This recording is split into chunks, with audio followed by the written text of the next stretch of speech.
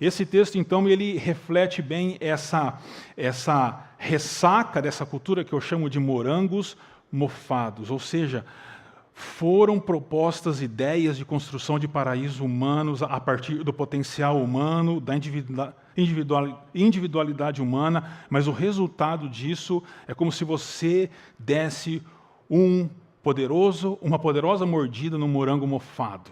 E o resultado vai ser uma reação de vômito e de repulsa àquilo que aconteceu. Mas até aqui eu tenho certeza que você concorda comigo, né? Você está dizendo, é isso aí, pastor, o negócio é assim mesmo, as pessoas são assim, a cultura é assim, o casamento é assim, ou o casamento sim, desculpa. O carnaval é assim, a Beatles é assim, Caio Fernando Abreu é assim, mas às vezes a gente também tem um Jesusinho, como aquela moça. A gente pode não ter o Buda, não ir no candomblé porque nós somos crentes, mas às vezes o Jesus que a gente segue é um Jesusinho que está encostado lá no nosso quarto e que não é de fato Senhor das nossas vidas. É um Jesus que não tem uma relação direta com as minhas escolhas. É um Jesus que não tem envolvimento direto com os caminhos que eu trago. E eu vou te provar isso. Há pouco tempo atrás saiu esse livro, seria A Busca pela Alma, uma pesquisa com adolescentes, mas muitos dos quais são adultos hoje. E é interessante porque eles foram perguntados sobre temas cruciais para a fé cristã. E como que eles, então, responderiam isso? E o resultado é que os autores do livro chamaram de deísmo terapêutico moralista. Tem uma diferença entre teísmo com T de tatu e deísmo com D de dado. Teísmo são as crenças que acreditam que existe um Deus e você se relaciona com esse Deus com você. Então, o cristianismo é teísta, o Islã é teísta, o judaísmo é teísta. Deísmo é a ideia de que existe um Deus, mas ele não se envolve com você, e você não se envolve com ele. Ele só deu corda no relógio, deixou as coisas acontecerem e foi embora. E o resultado dessa pesquisa é de que aqueles adolescentes, e muitos de nós hoje, temos uma fé deística, terapêutica e moralista. Por quê? As conclusões foram o seguinte. Primeiro, eles acreditam que existe um Deus que criou e ordenou a vida. Ok, existe um Deus que criou tudo isso e ordenou a vida. A segunda conclusão é que eles acreditam que Deus quer que as pessoas sejam boas. Ele deseja que as pessoas sejam boas, e a gente pode encontrar isso na Bíblia. A terceira conclusão é que o objetivo central da vida é ser feliz. E daí vem o termo terapêutico, então, ali. Ou seja, eu estou aqui para ser feliz. Não importa o que eu preciso fazer para isso. A quarta conclusão é que Deus é envolvido apenas quando há problemas. Então a gente ora e a gente busca a Deus não para crescer mais em santidade ou para entender mais da vontade de Deus, mas quando eu tenho um problema, eu oro a Deus. É como se Deus fosse um gênio da lâmpada. Então eu tenho um problema, eu esfrego a lâmpada, Deus aparece, eu faço meus 3 pedidos, beleza, volta para a lâmpada e deixa eu viver minha vida. Essa é a ideia. E a quarta é que pessoas boas vão para o céu. Essa é a ideia. Então é interessante que esse deísmo terapêutico moralista que essa pesquisa trouxe ensina que o principal objetivo de vida para aquelas pessoas é uma boa vida e feliz e um bom relacionamento com os outros. Até aí tudo bem. Mas a imagem de Deus que essa pesquisa traz é um Deus amorfo. É um Deus bonzinho, que não se importa como as nossas vidas estão caminhando, mas ele só é envolvido quando ele é chamado. É um Jesusinho no canto do nosso quarto ou no canto do nosso coração. E o problema que eu vejo, principalmente para nós aqui na América, é que esse é o cristianismo da América. É um cristianismo, é um evangelho que foi cooptado pela cultura americana, diluído pela cultura americana, e que o importante é você ser feliz e você encaixa o evangelho quando você acha que é necessário. Você encaixa Jesus, ou você clama por Jesus, você envolve Jesus quando você acha que é necessário. Mas quando não é, a gente vive do nosso jeito. A conclusão que Albert Mohler traz sobre esse deísmo terapêutico é o seguinte: essa transformação radical da teologia cristã e da crença cristã substitui a soberania de Deus pela soberania do eu. Nesta era terapêutica, doutrinas tão centrais são descartadas como fora de sintonia com os tempos e inúteis para o projeto de autorrealização. E aí, quando eu olho para o texto bíblico, eu encontro alguém que já era um deísta terapêutico, moralista, mas não sabia, que é Sansão. E por isso eu quero conversar com vocês agora de maneira simples, mas olhando para a história de Sansão. Então não vai ter um texto específico, mas a gente vai entrar em alguns textos ao longo da história de Sansão. Acho que a maioria aqui conhece a história de Sansão. Juízes 13, 1 até Juízes 16, 31, ele foi um dos juízes de Israel. Na verdade, o último juiz, ele foi chamado por Deus, consagrado por Deus, para libertar o povo de Deus dos filisteus.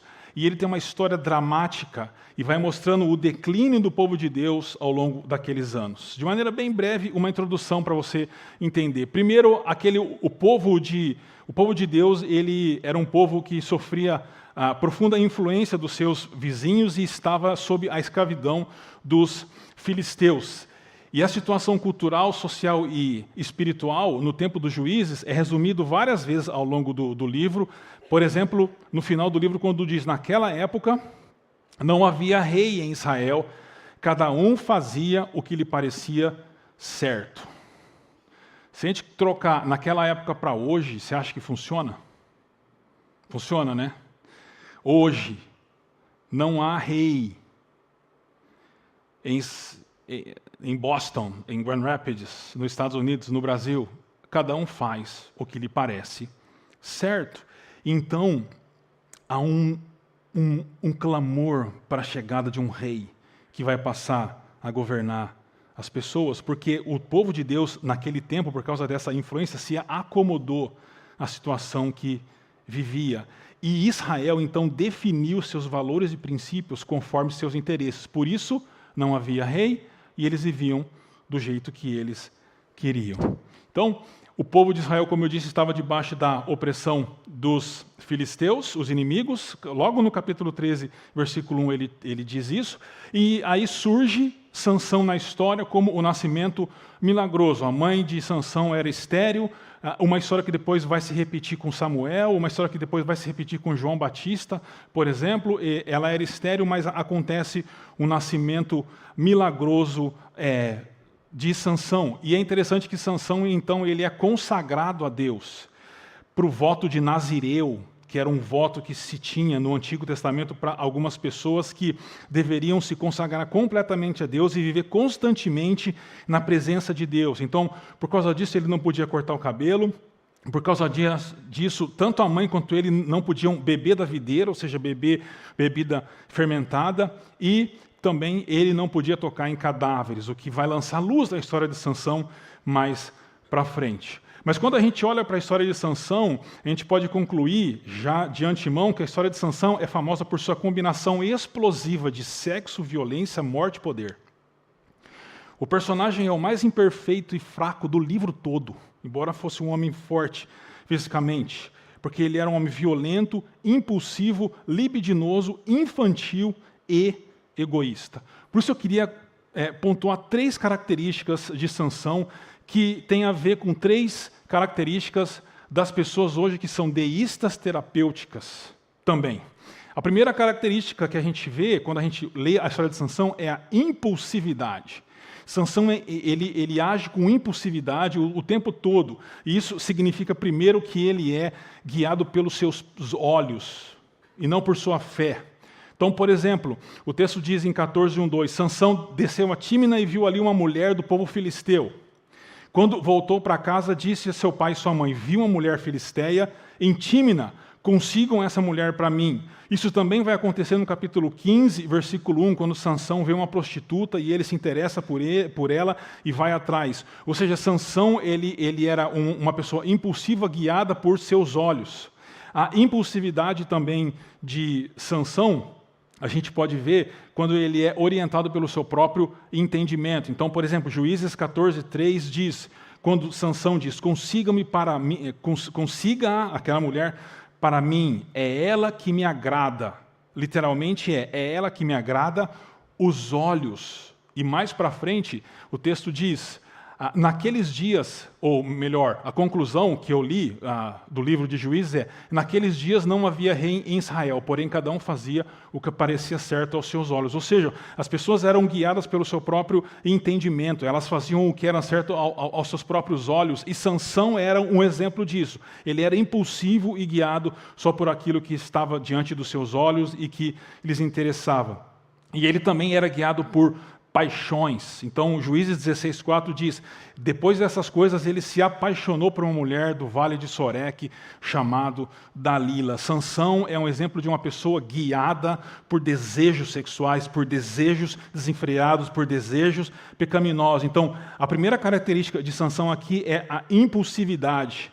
E é interessante, então, que os pilares da impulsividade de Sansão são o apetite dos olhos, os critérios próprios e não os critérios de Deus ou da palavra de Deus, e desejos desordenados.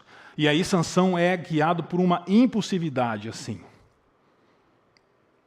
Mas não tem só isso. A segunda característica é a característica da irreverência. Lembra que Sansão ele tinha sido consagrado como o nazireu, ou seja, consagrado a Deus para viver uma vida em obediência a Deus e em serviço a Deus. Mas Sansão, ele é irreverente. A primeira forma que a gente vê isso é quando ele despreza a vocação dele. Então tem aquele texto estranho de que ele mata um leão, depois ele passa perto do leão e tem abelhas e mel dentro do leão, e o texto ele diz assim: algum tempo depois, quando voltou para casar-se com ela, uma outra mulher, Sansão saiu do caminho para olhar o cadáver do leão que ele tinha matado. E nele havia um enxame de abelhas e mel. Tirou o mel com as mãos e o foi comendo pelo caminho. Até aí parece tranquilo, mas por que o texto vai dizer que ele tirou o mel com as mãos? Ele tiraria o mel como? Com o pé? Com o cotovelo? Com a cabeça? Mas por que o texto destaca isso? Porque ele não poderia tocar num cadáver por causa da vocação dele de nazireu. E quando ele toca, ele despreza a vocação que Deus tinha dado a ele. Ele não age em conformidade com a sua vocação de nazireu. Além disso, a irreverência de Sansão se manifesta através de uma relação que ele tem com Deus, que a gente pode chamar de relação utilitarista. Então ele pega uma queixada de jumento, mata um monte de homem, um monte de gente, e aí ele fica com sede, e o texto ele diz assim: Sansão estava com muita sede e clamou ao Senhor: deste pela mão do teu servo esta grande vitória. Morrerei eu agora de sede para cair nas mãos dos incircuncisos? É muito interessante porque essa é a primeira vez que Sansão fala com Deus no texto. E escolhe o que ele quiser, o que ele quer. E aí, na oração que ele faz a Deus pela primeira vez, ele não é humilde e nem fiel. Ele praticamente exige que Deus o ajude e reclama se Deus não fizer o que ele quer. Então, Sansão despreza a sua vocação e se relaciona com Deus de modo utilitarista. É só o que ele interessa, é só no tempo que ele quer, do jeito que ele quer. E por fim, a irreverência de Sansão se manifesta através da alienação da aliança que ele tem com Deus. O texto diz: por isso lhe contou o segredo, quando ele fala para Dalila, né?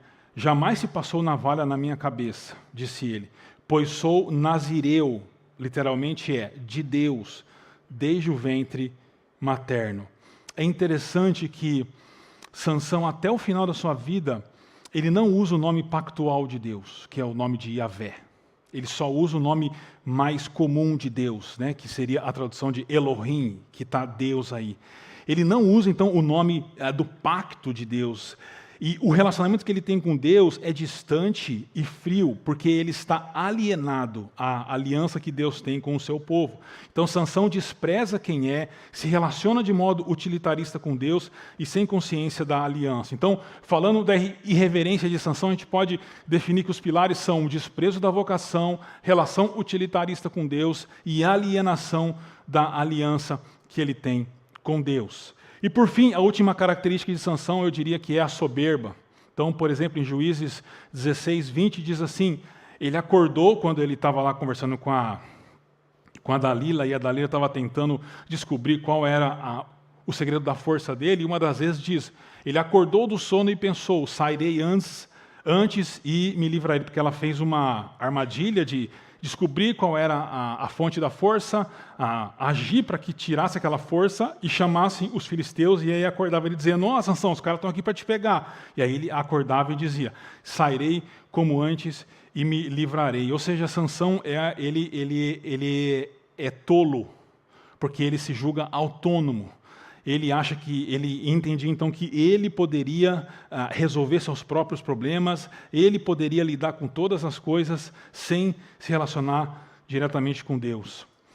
O segundo pilar da soberba seria o engano do sucesso. Então é o mesmo texto, mas no final diz assim, sairei como antes e me livrarei, mas o texto conclui, mas não sabia que o Senhor o tinha deixado, porque ele achava então que até então o seu sucesso diante das suas brigas, das suas lutas, tinha origem nele mesmo, mas tinha origem no poder de Deus. E aqui o texto diz, mas o Senhor o tinha deixado. Eu acho essa expressão extremamente forte, assim, de alguém ser deixado por Deus.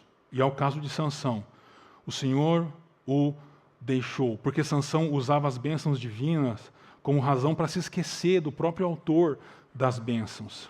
E por fim, a gente chega no eclipse da vida de Sansão. É interessante porque o nome Sansão significa pequeno sol. Já é uma relação com aquele mundo pagão em que ele vivia, né? Mas o nome da mulher principal da história de Sansão é Dalila, e o nome de Dalila significa aquela que é da noite. E essa expressão da noite, nos versículos 1 e 3, na parte final do texto, ocorre 4 vezes, destacando a ideia. Então, o Tim Keller, ele conclui dizendo o seguinte, Sansão está deitado na cama da noite, e essa será a sua derrocada. Então, a soberba de Sansão, os pilares são autoconfiança tola ou é alguém que vive por si mesmo, a autonomia, engano do sucesso e o eclipse. Então, dessa forma, porque Sansão é impulsivo, irreverente e soberbo, ou seja, ele vive um deísmo terapêutico moralista, ele é levado para o buraco. Você identifica alguma dessas características na sua vida? Você é guiado pelos preceitos da palavra de Deus, por aquilo que Deus ordena, ou você é impulsivo, guiado pelos seus próprios olhos e desejos? Porque hoje, o mantra de hoje é, você tem que ser feliz, não importa o que precisa ser feito. Você tem que ser feliz, se você se interessa por outra mulher, você tem que ser feliz, não importa o seu compromisso conjugal. Se você se interessa por um outro homem, você tem que ser feliz, não importa o seu compromisso conjugal. Esse é o mantra de hoje. Você pode passar por cima das outras pessoas, você pode ser imoral, você pode ser antiético, você pode desobedecer a Deus desde que você seja feliz. E pessoas são guiadas pela impulsividade. E o que acontece é que muitas vezes a gente olha para isso e diz assim, não, esse não é o meu caso, vírgula. Talvez seja. E você está se auto-enganando, achando que você está vivendo guiado e orientado por Deus, sendo que o que está guiando os seus dias, o que está guiando os seus passos, o que está guiando suas escolhas, é a sua impulsividade e os seus desejos desordenados. Ou irreverência. A gente canta a Deus, a gente oferta a Deus, a gente participa do culto na igreja, mas no dia a dia eu não vivo como se eu estivesse na presença de Deus, porque nós somos cristãos protestantes, reformados, presbiterianos. É fundamental para nós de que o nosso culto a Deus não é só aqui. Aqui é uma parte fundamental, importantíssima da nossa vida. Mas o nosso culto a Deus se dá a partir de amanhã, por exemplo, na segunda-feira, no escritório, junto dos amigos de trabalho, na classe de aula. Lá é o nosso culto a Deus. Mas nós podemos estar sendo irreverentes lá. Se você é reverente aqui e irreverente lá, você é um deísta terapêutico moderno. Ou você é alguém alienado da aliança. A sua relação com Deus é uma relação utilitarista. Você se relaciona com Deus para garantir que tudo vá bem. Você só busca a Deus, é como se fosse... A relação de muitas pessoas com Deus é como se fosse a relação de criança com Papai Noel do shopping. Senta no colo, faz os pedidos e vaza. Tem muita gente que faz isso. porque está alienado da aliança de Deus. E isso tudo pode levar à soberba e ao eclipse da sua vida. E por isso, o final do texto, ou da vida de Sansão, no final do livro de Juízes, traz para nós a derrocada e o final de Sansão. O texto diz assim, que ele foi preso, né? Os filisteus o prenderam. Aí sabe aqueles olhos que guiavam Sansão? Foram furados. Furaram os seus olhos. E o levaram para Gaza. Prenderam-no com algemas de bronze e o puseram a girar um moinho na prisão. Ou seja, ele estava trabalhando de alguma forma na prisão. Então, lembra aquela irreverência de Sansão? Ele tinha sido chamado para ser o nazireu, consagrado a Deus, para servir a Deus, mas ele era irreverente. Agora ele está puxando um moinho dentro da prisão. E mandaram trazer Sansão da prisão e ele os divertia. Lembra daquela soberba de Sansão, de achar que ele era o dono da situação? Eu vou me livrar quando eu quiser, eu faço o que eu quero. Agora ele é... Olha o termo que o texto usa. Ele é motivo de diversão dos outros. Olha o fim da vida de Sansão. Uma vida marcada pela impulsividade, uma vida marcada pela irreverência, uma vida marcada pela soberba, uma vida que a gente pode dizer que é uma vida de deísmo terapêutico moralista, levou à derrocada do grande juiz de Israel, que tem os seus olhos furados, passa a trabalhar girando um moinho e é motivo de diversão para as outras pessoas. O grande Tim Keller define isso dizendo assim: Sansão está no templo de Dagon, o deus dos filisteus, por causa de sua incapacidade de viver sob o senhorio de Deus e para a sua glória. Sua derrota é resultado da sua desobediência. Sansão é um exemplo de alguém que viveu afastado da soberania de Deus, que viveu longe da obediência de Deus, que tinha a ideia de que Deus é um Jesusinho que cabe no meu quarto ou no canto do meu coração, é alguém que eu posso acessar quando eu preciso, mas não é o Senhor dos senhores e o Rei dos reis, que domina todas as coisas e que deve ser o grande alvo das nossas vidas. Amar a Jesus e servir a Jesus. Qualquer coisa fora disso faz a gente viver uma vida que não vale a pena ser vivida. Mas você se lembra da história de um outro personagem bíblico também que sofreu, que apanhou, que foi motivo de chacota por pessoas más? Lucas, por exemplo, fala isso quando ele diz, em 22, 63, 65, os homens que estavam detendo Jesus começaram a zombar dele e a bater nele. Cobriram seus olhos e perguntavam, profetiza quem foi que lhe bateu? E lhe dirigiam muitas outras palavras de insulto. É interessante que se você compara Sansão com Jesus, ambos foram traídos por pessoas próximas. Ambos foram entregues a estrangeiros opressores, filisteus e os romanos. Ambos foram presos, zombados e torturados publicamente. Ambos morreram com seus braços estendidos, Sansão empurrando as colinas do templo de Dagon e Jesus cravado lá naquela cruz. Ambos parecem, a princípio, derrotados por seus inimigos, mas no final esmagam e vencem os seus inimigos ao morrerem. Ambos libertaram seu povo do mal, ambos foram salvos ou foram salvadores solitários. Mas Sansão viveu toda a sua vida guiado por seus próprios instintos. E Jesus viveu sua vida sob a vontade do Pai. Sansão foi sepultado e permaneceu sepultado. Jesus foi sepultado, mas ressuscitou ao terceiro dia. Então o texto ele diz assim, de Sansão, então os irmãos de Sansão desceram e todas as casas de seu pai tomaram-no, subiram com ele e o sepultaram entre Zorá e Estaol e no sepulcro de Manoá, seu pai. Mas Lucas fala de Jesus, por que vocês estão procurando entre os mortos aquele que vive? Ele não está aqui, porque ele ressuscitou. Então, qual é a razão da esperança? Porque quando você olha para o texto de Sansão, por mais dramático que seja, difícil que seja, olha como que o texto de Sansão termina, quando ele raspam o cabelo dele, ele é preso, ele é humilhado, ele tem os seus olhos furados. O texto vai dizer o seguinte: mas logo o cabelo da sua cabeça começou a crescer de novo. Ué, se ele não fosse careca, era lógico que o cabelo da cabeça dele ia começar a crescer de novo. Mas por que o texto traz isso? Porque lembra da promessa que Deus tinha feito para os pais dele lá no início da história? Você engravidará e dará à luz um filho, o menino será nazireu, consagrado a Deus desde o nascimento até o dia da sua morte. Isso acontece porque Sansão falhou em manter a aliança. Sansão falhou em obedecer a Deus. Sansão falhou em viver uma vida consagrada a Deus, mas Jesus não falhou.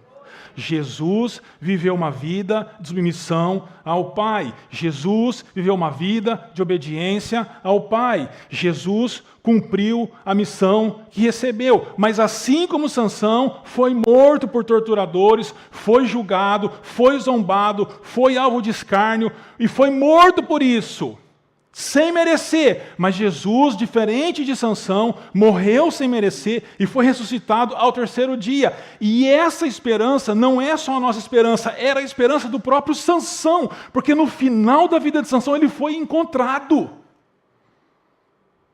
Ele se perdeu, mas ele foi encontrado. E essa é a graça do Evangelho. Nós somos pessoas pecadoras, que somos impulsivos, que somos soberbos, que somos irreverentes. Isso acontece com todos nós. Mas a última palavra não é a de estarmos perdidos, mas é a de sermos encontrados por causa do Evangelho de Jesus Cristo. Por isso que no final da história de Sansão, quando ele está para morrer, ele ora de novo. Mas olha como ele abre a oração agora. Soberano Yahvé, soberano Senhor, é o nome da aliança, é o nome do pacto. O Deus que ele zombou, o Deus que ele tinha uma relação materialista, o Deus que ele tinha uma relação distante, irreverente, agora se tornou o Senhor soberano da vida dele.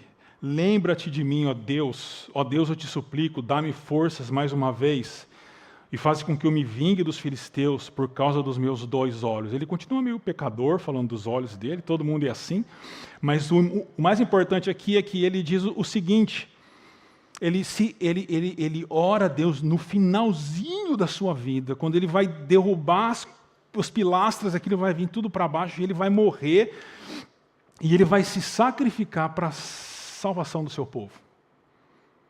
Como o Cristo se sacrificou para a salvação do seu povo. E isso é tão sério que lá em Hebreus, no hall da fama, né, da fé, quem que está lá? Sansão. A pergunta é, como é que um cara como esse, que a gente viu a história dele aqui, está nessa lista? Olha quem faz companhia para ele. Davi, Samuel, Baraque, Gideão. Aí põe Sansão. Mas no final o texto diz que da fraqueza tiraram força. E essa é a história de Sansão.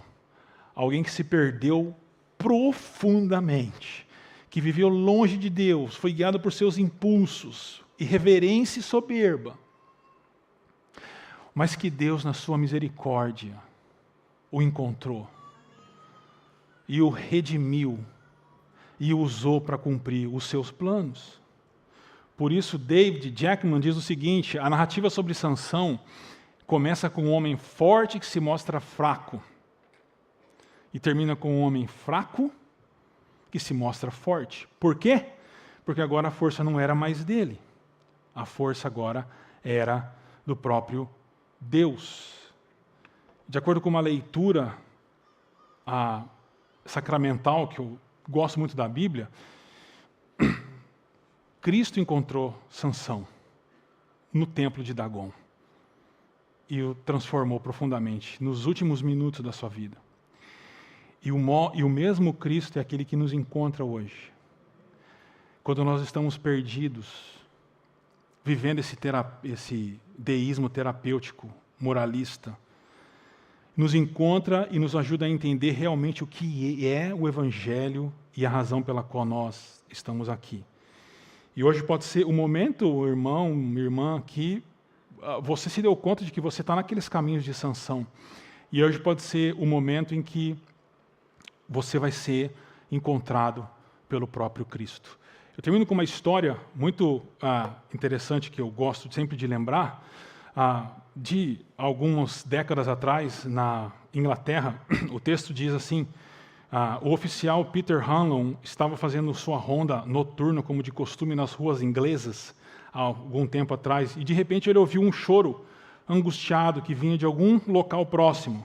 Então, caminhando em direção ao ponto de onde vinham os soluços, avistou no meio das sombras um pequeno menino sentado em um degrau, com lágrimas rolando pela face, e a criança choramingou.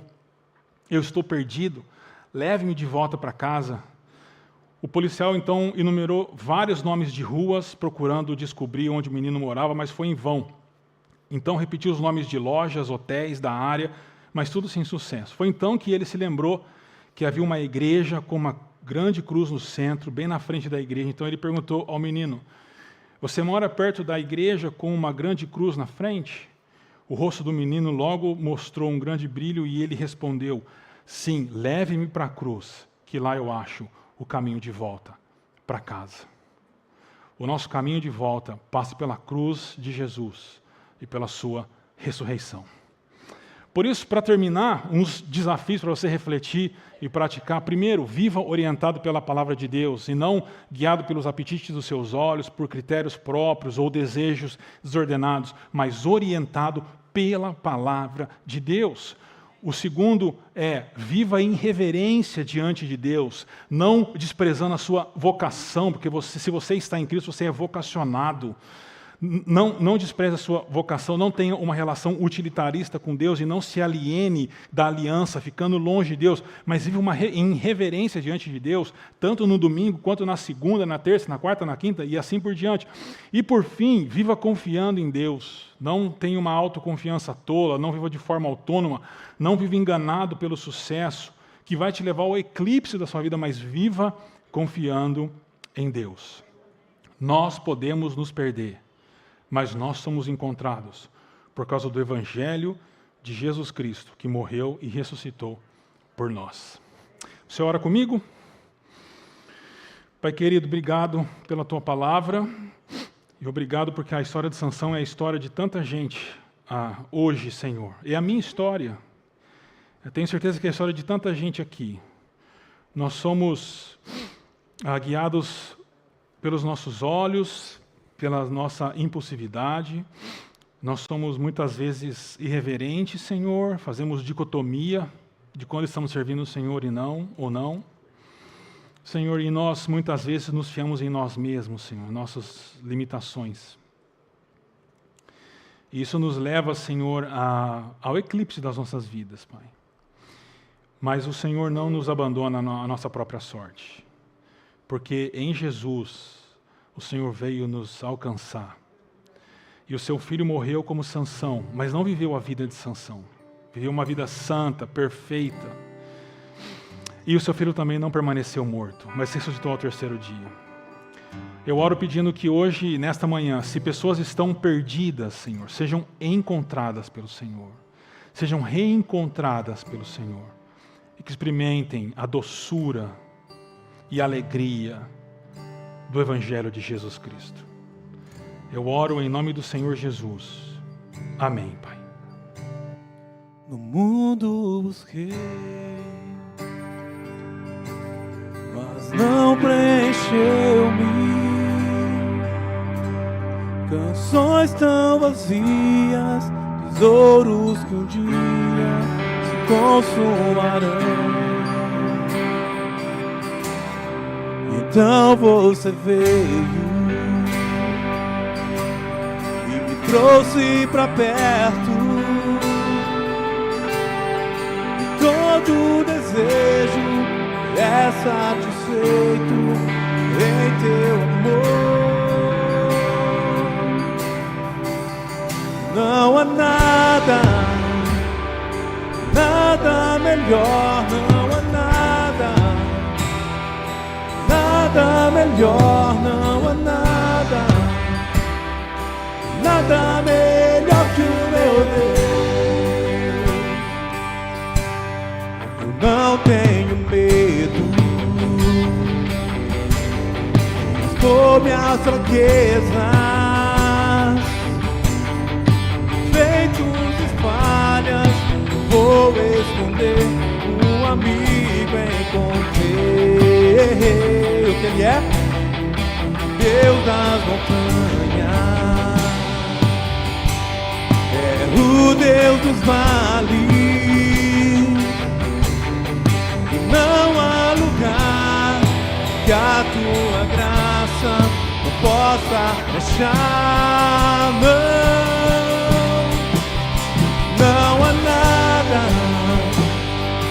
nada melhor, não há nada, nada melhor, não há nada,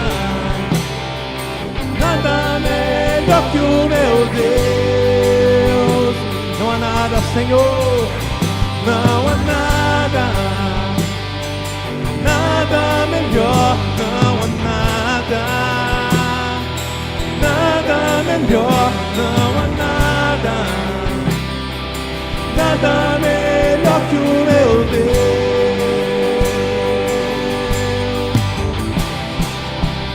Torna o luto em festa, a vergonha em glória, traz beleza às cinzas, o Senhor pode fazer, traz a vida ao sepulcro, faz ossos soldados, faz para um caminho, o Senhor pode fazer, só o Senhor pode fazer. Não há nada, nada melhor, não há nada, nada melhor, nada melhor que o meu Deus. Não há nada, declara a igreja, não há nada,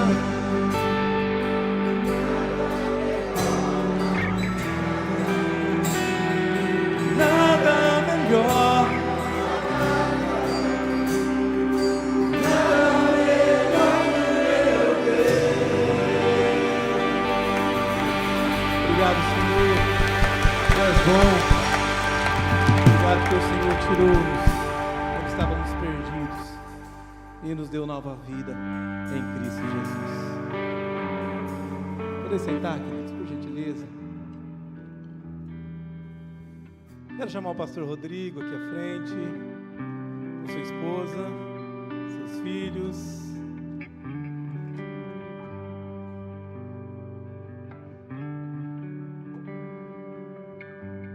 Quero chamar também todo o conselho.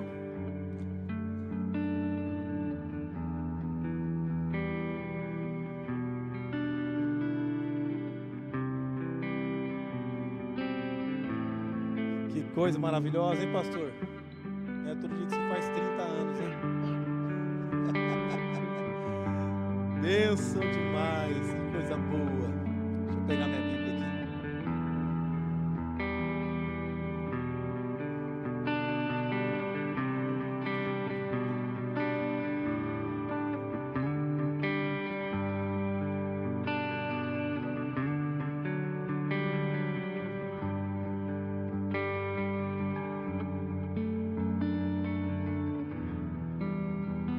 Eu quero ler dois textos para abençoar a sua vida e para abençoar a igreja. E o primeiro texto está em 1 Coríntios, capítulo 3. A palavra de Deus diz assim, pastor: Eu plantei, Apolo regou, mas o crescimento veio de Deus. De modo que nem o que planta é alguma coisa, nem o que rega, mas Deus que dá o crescimento. Ora, o que planta e o que rega são um, e cada um receberá o seu galardão segundo o seu próprio trabalho. Porque de Deus somos cooperadores, lavoura de Deus e edifício de Deus sois vós. Eu pensava o que dizer ao pastor Rodrigo, diante de tudo que nós vivemos em poucos meses, mas tudo que eu sei que você venceu aqui, apenas uma parte eu sei. E o que eu posso dizer, pastor, é que você plantou e agora eu só rego. O trabalho duro, a luta, segurar essa igreja no momento que todos queriam guerra, trazer paz, enfrentar todas as lutas. Eu louvo a Deus pela sua vida. Eu agradeço pelo privilégio de poder dar continuidade naquilo que Deus começou a fazer aqui na Betel através de você.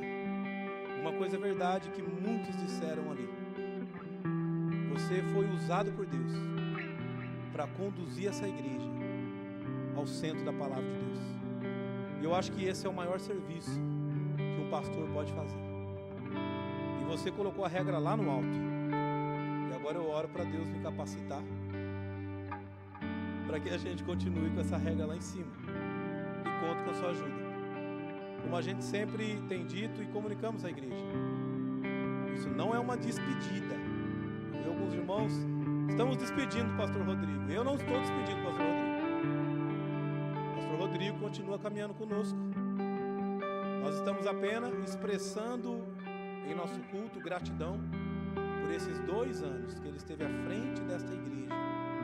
E agora ele vai focar o trabalho que precisa ser continuado na Penuel. Mas ele está aqui conosco. Então, se você quiser uma visita, um aconselhamento, quiser fazer um mimo, pastor Rodrigo, ele estará na casa dele, às vezes estará aqui conosco. Ele é o nosso pastor também. Obrigado, pastor. Em nome do conselho, de toda a igreja, pelo carinho, pelo seu trabalho. Obrigado, Jaque. Porque eu tenho esposa também, e nós sabemos como que a esposa dos pastores, né, pastor? Muitas vezes sofre de calada, às vezes nem nome tem. Os filhos do pastor, às vezes nome não tem. Às vezes os filhos de muitos podem subir na cadeira, mas ai se o filho do pastor subir, né? Às vezes muitas irmãs podem colocar um certo tipo de roupa, mas ai se a esposa do pastor colocar. A regra é alta. Deus continue conservando teu coração, trazendo alegria. Mas agora eu quero também ler um texto, ainda em 1 Coríntios, para continuar encorajando o seu coração, para continuar fazendo esse bom trabalho e também a continuar celebrando a sua vida na presença do Senhor. E a 1 Coríntios, capítulo 15, versículo 58. Aqui é uma palavra direcionada para a igreja, mas eu gostaria de mudar aqui o pronome e colocar você. Portanto, meu amado Rodrigo, sede firme, inabalável e sempre abundante na obra do Senhor, sabendo que no Senhor o teu trabalho não é vão. Se esforce, labute, trabalhe e enfrente todos os perigos, todas as lutas, todas as oposições, tendo a plena confiança que no Senhor o teu trabalho não é vão, pastor. Que Deus te abençoe, que Deus te fortaleça. Nosso presbítero Bruno também tem algumas palavras para tecer. Olá, bom dia, igreja, a paz do Senhor. Estou aqui representando o nosso conselho, né? E a gente queria fazer essa homenagem também ao nosso pastor Rodrigo. Hoje queremos expressar nossa profunda gratidão ao nosso amigo, ao nosso pastor Rodrigo. Em um momento difícil, quando enfrentávamos desafios e a necessidade de reestruturação do Conselho da Igreja Betel, o Senhor nos chamou, não apenas para ajudar, para servir com propósito, coragem e fé, e sempre colocando Jesus no centro das nossas decisões. O Senhor, pastor Rodrigo, nos ensinou que liderar uma igreja vai muito além de decisões administrativas, que é o que a gente pensava.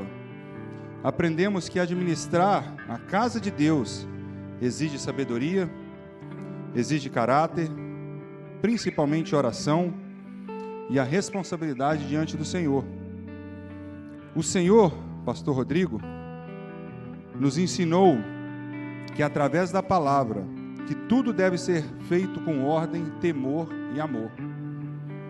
Mais do que a organização e a direção de uma igreja, o Senhor, pastor Rodrigo, nos ensinou na Bíblia, nos ensinou princípios, nos ensinou que a liderança começa de joelhos dobrados.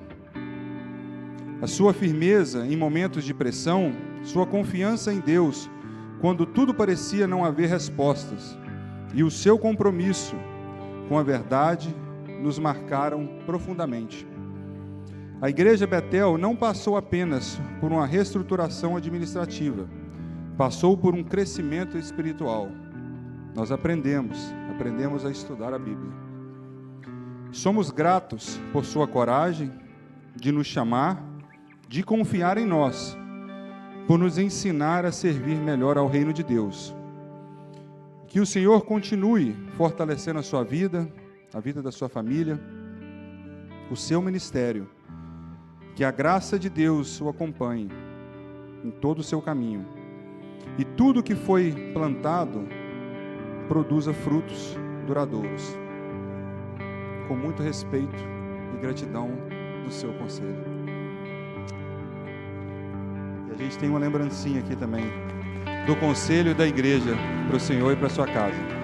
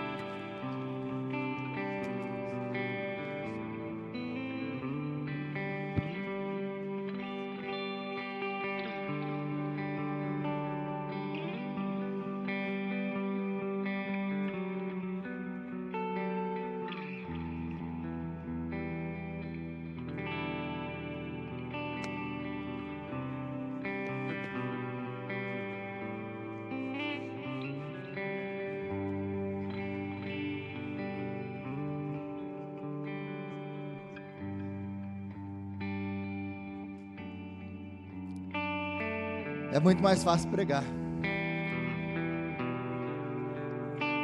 Mas gostaria de agradecer a igreja pelo carinho.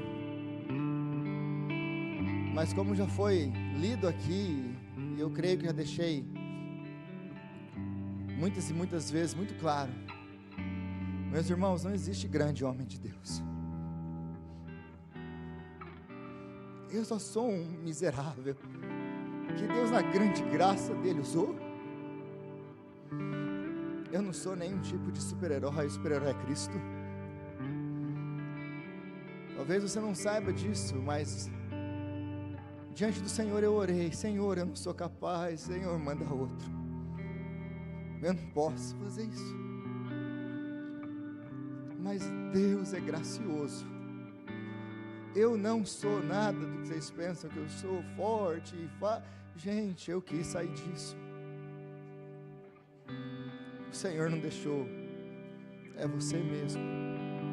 Porque o meu poder se aperfeiçoa na sua fraqueza.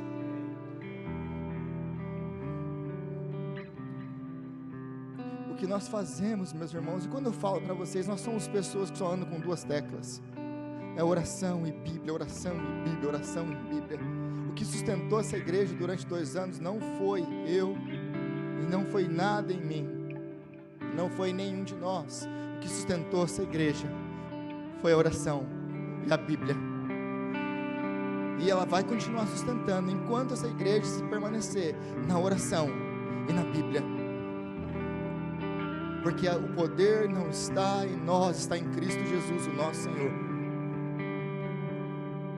Nós não podemos fazer nada, nenhum de nós. É graça. É graça.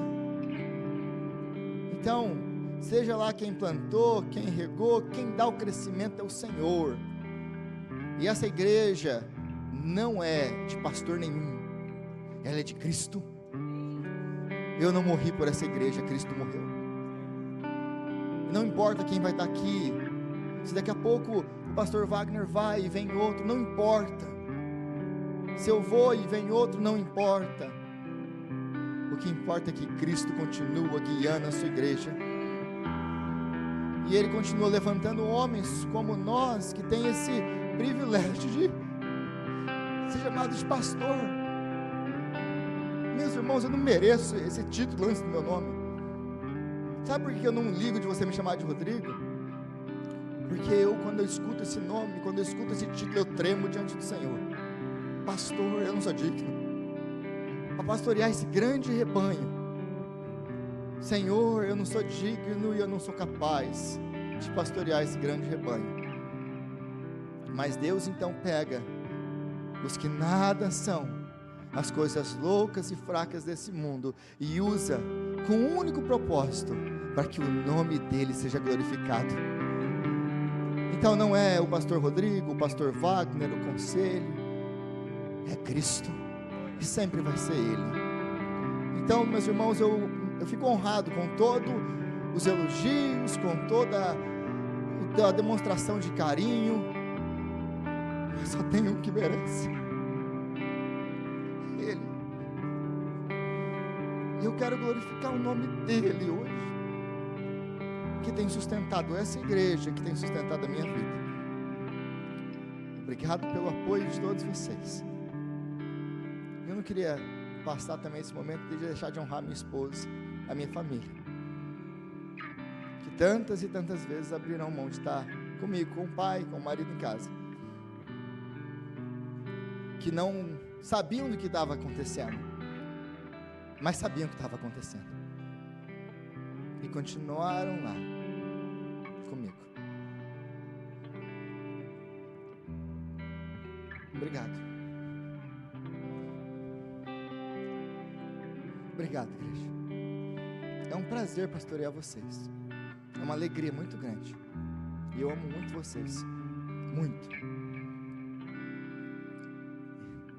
E é uma alegria para mim ver tudo que Deus fez, faz e vai continuar fazendo aqui. Vamos ficar de pé? Vamos receber a bênção? Que esse Deus que sustenta as nossas vidas, Ele continue sustentando a sua vida, guardando, abençoando e te usando para o louvor e para a glória do nome dEle. Amém? E agora, amada igreja, que a graça do nosso Deus, que o amor de Jesus Cristo, que a comunhão do Espírito Santo esteja com vocês, com todo o povo de Deus espalhado pela face da terra, desde agora e para todo sempre e sempre.